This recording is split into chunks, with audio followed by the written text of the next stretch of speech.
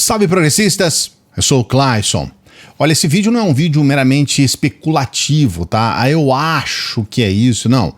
Eu quero trazer informações concretas para que você possa realmente ter uma conclusão muito objetiva sobre essa questão do Alan dos Santos.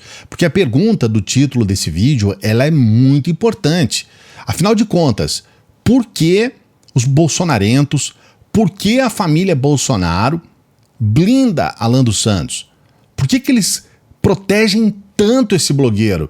O que esse cara tem que faz com que ele possa estar lá desafiando os ministros do STF, gravando vídeo xingando várias vezes os ministros do STF, desafiando um sujeito que é foragido da polícia, que cometeu uma série de crimes que eu vou colocar hoje para você no vídeo, explicar em detalhes. Aonde que está realmente o problema? Por que há esse desgaste tão grande por parte dos próprios Bolsonaros, né? Por que existe esse desgaste? Por que eles, de alguma forma, absorvem esse desgaste? E esse sujeito deita e rola em cima das instituições nacionais. A minha desconfiança, e depois, até o final do vídeo, eu vou explicar para você em detalhes o que pode ser, é que eles estão tentando segurar de todas as formas o Alan dos Santos, pelo menos até o término desse período eleitoral que né, vai se estender aí até o último trimestre aí do ano.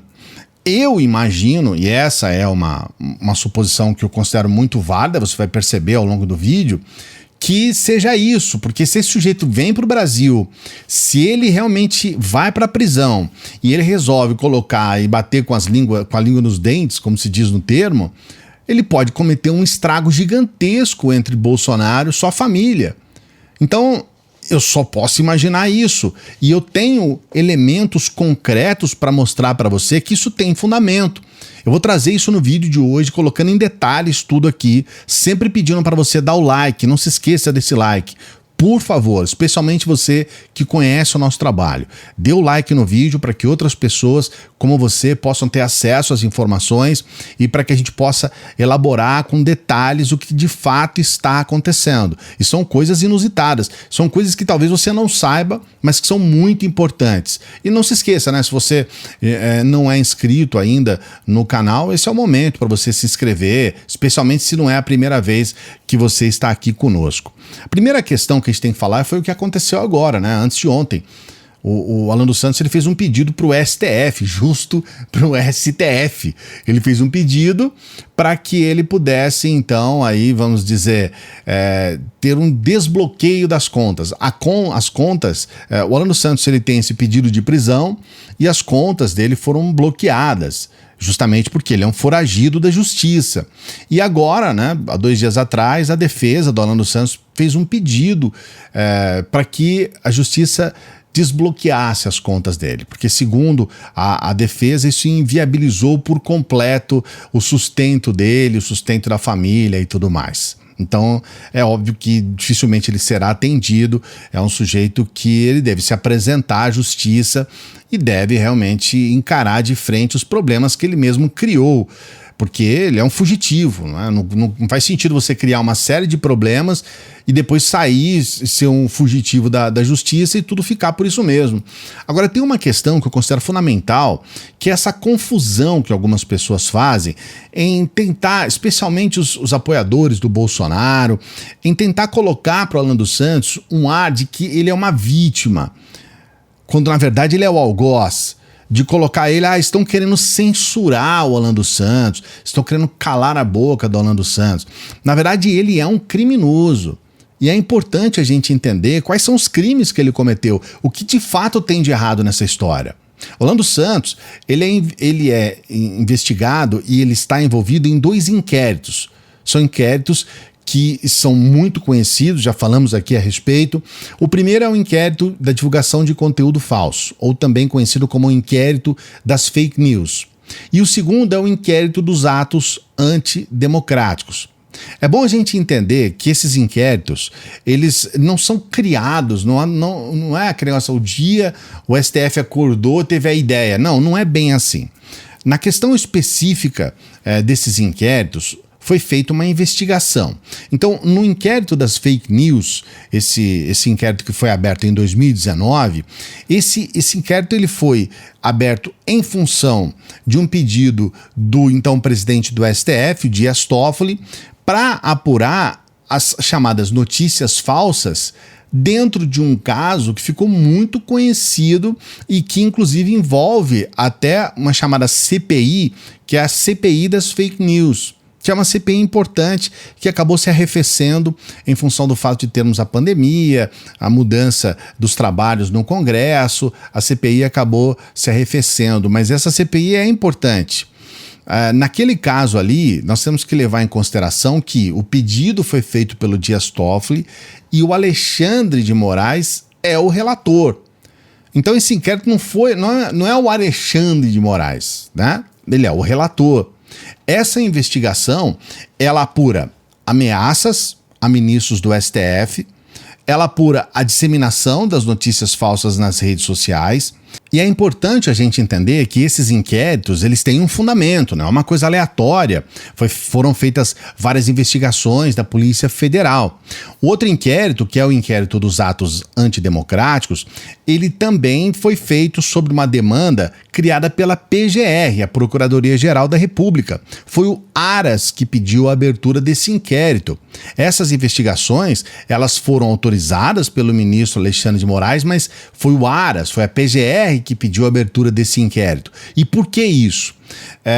A PGR, ela apresentou em 20 de abril, um dia após os atos realizados em todo o país, que tinham entre os manifestantes os defensores do fechamento do Congresso Nacional, o defensor do fechamento do STF, o pessoal que pedia a reedição do AI-5, aquele ato institucional que acabou endurecendo o regime militar do país. Teve inclusive uma fala que ficou famosa, em que o Bolsonaro sobe lá numa caminhonete e enquanto ele faz um discurso, ao fundo tem esses cartazes pedindo AI-5 e tudo mais. Então esse inquérito ele foi aberto depois desses atos que aconteceram no Brasil todo. Atos antidemocráticos. Então, o que foi tirado de conclusão depois das investigações da Polícia Federal? É importante você entender que essas investigações elas foram tornadas públicas, mas elas foram realizadas pela Polícia Federal e a Polícia Federal chega a algumas conclusões muito objetivas. Então ela chega à conclusão, por exemplo, que Orlando Santos pedia o fim das instituições democráticas, ele era contra a democracia representativa, por exemplo, então ele queria a queda de prefeitos, queria a queda de governadores eleitos, e é importante a gente entender, eleitos democraticamente. Então não é porque você não quer... ou porque o prefeito é de esquerda, ou porque o prefeito ou o governador é a favor de uma vacina, por exemplo, você vai querer que ele caia. Na verdade, Orlando Santos alegava que governadores e prefeitos impediam o trabalho do Bolsonaro. Então, assim, é loucura. Ele pedia também o fechamento do Congresso Nacional. Então, tudo isso são... atos que prevêem ou desejam o fim dessas instituições democráticas. A Polícia Federal também apurou que o Orlando Santos é contra a chamada tripartição dos poderes. Então ele defende o fechamento do Supremo Tribunal e ele também quer o fechamento do Supremo Tribunal porque na cabeça dele o Supremo Tribunal ele não vai a favor da governabilidade do Bolsonaro. Então ele quer o fim, ele quer o fechamento do Supremo Tribunal Federal. E também ele defende a chamada intervenção militar, ou golpe militar, ou autogolpe militar, tem vários nomes isso, mas tudo é uma loucura. Tudo é uma coisa sem fundamento. Então, todas essas informações, elas foram passadas pela própria Polícia Federal. E é importante a gente entender que essa situação como um todo, ela está dentro de um escopo jurídico. E então não é uma criação, uma ideia sem sentido e tudo mais. É algo muito objetivo. E aí vem o ponto principal, e esse é o ponto que eu presto atenção para você nesse vídeo. A Brittany Kaiser, ela tem esse livro aqui chamado Manipulados. A Brittany Kaiser, ela foi funcionária da Cambridge Analytica por 3 anos e meio. Eu vou deixar na descrição aqui, caso você queira ler, comprar esse livro, vale a pena. Eu indico esse livro porque esse livro mostra como foi feita a eleição do Trump. E você vai perceber que praticamente todos os principais elementos da eleição do Trump foram emulados, foram copiados para que pudessem ser replicados aqui no Brasil. Então há uma eleição do Trump e uma eleição do Bolsonaro que são praticamente com as mesmas técnicas, com a mesma forma. Num dado momento aqui do livro, acho que não vai dar para ver porque vai dar um reflexo aqui, mas eu posso dar uma olhada aqui para você, ó. Tem um organograma aqui que explica sobre macro e micro targeting. E nesse organograma eles explicam claramente como que é a ação daqueles que estão envolvidos em, por exemplo, né, em páginas do Facebook, em canais do YouTube, em páginas do Instagram. E aqui é explicado a técnica. A Brittany Kaiser explica como que o Trump foi eleito por intermédio dessas técnicas que são fraudulentas, são ilegais. É importante a gente colocar isso aqui para você. Então eles falam sobre esses dados brutos que eles acabam pegando, depois com as pesquisas, com as análises, aí há uma modelagem em cima disso, aí eles criam, né, eles transformam isso em conteúdo, esses conteúdos então vão para uma segmentação de público que coloca esse conteúdo nas plataformas de mídia. Então aqui nesse livro tem uma explicação de como, por exemplo, atuava o próprio Alan dos Santos e a própria rede que ele criou em torno, especialmente dentro do chamado Terça Livre, que era esse canal que ele tinha vários canais, né? É o principal canal que ele tinha nas redes sociais. Então, aí vem realmente algumas questões que eu considero muito importantes. A revista Cruzoé, ela colocou uma reportagem, eu tenho aqui a data exata para você, foi no dia 29 de outubro de 2021. Nessa reportagem, ela aponta algumas questões que eu considero assim importantíssimas para a gente começar a entender por que o Alan dos Santos é tão, digamos assim, blindado por esse pessoal. Na reportagem da Isto É, ela revela algumas informações que foram colhidas pela Polícia Federal do celular do Alan dos Santos. E ali nós temos algumas questões que são de arrepiar o cabelo até para quem não tem, entendeu? Porque, por exemplo, ali está o Eduardo Bolsonaro alugando um bunker, uma casa, uma mansão em Brasília, onde morava o Alan dos Santos e onde havia uma série de reuniões quinzenais com deputados, com não só deputados, como pessoas importantes do governo, dentre elas, por exemplo, o presidente do BNDES, que é o Gustavo Montesano, mas havia uma série de pessoas importantíssimas da República, diretamente ligadas ao Bolsonaro. Existem convites que eram disparados para que as pessoas fossem até esse bunker, para dezenas, né? Eles colocam aqui pelo menos 18 nomes: Flávio Bolsonaro, Eduardo Bolsonaro, o Van Garten, que era então o secretário de comunicação da presidência na época, personalidades do primeiro time lá do bolsonarismo, né? O assessor especial do presidente da República, o Felipe Martins, Bia Kicis, Caroline de Tone, Felipe de Barros, né, o Felipe Francischini, até o príncipe, né, o Luiz Felipe de Orleans e Bragança. Então esse pessoal todo era convidado para fazer reuniões nessa casa.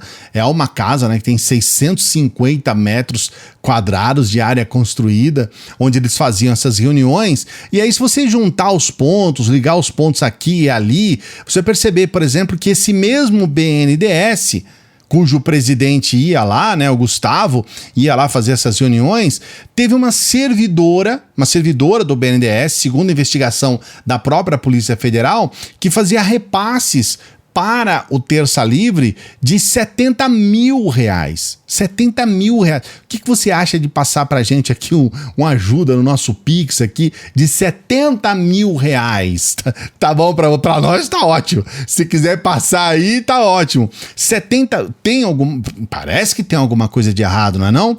E aí você fala, não, Cláudio, mas esse é um caso isolado, a servidora acordou num dia que ela estava feliz e aí fez esse repasse, mas eu quero dizer para você que são mais de 650 ações semelhantes como essa que a Polícia Federal ela acabou investigando e descobrindo.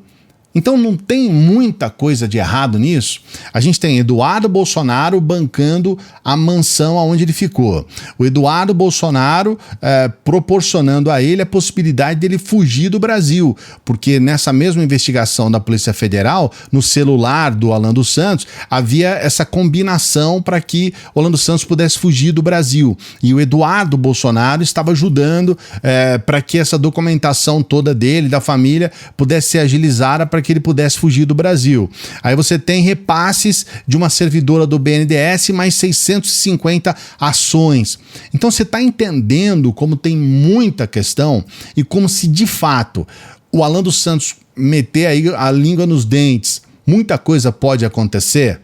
Você conseguiu compreender isso? Mas eu quero saber o que você pensa. Você acha que tem alguma coisa além disso? Ou você acha que isso já é o suficiente para que a gente desconfie muito desse blogueiro bolsonarista? Coloque aqui o seu comentário. Não se esqueça de dar o like no vídeo e se inscrever no canal. Até a próxima.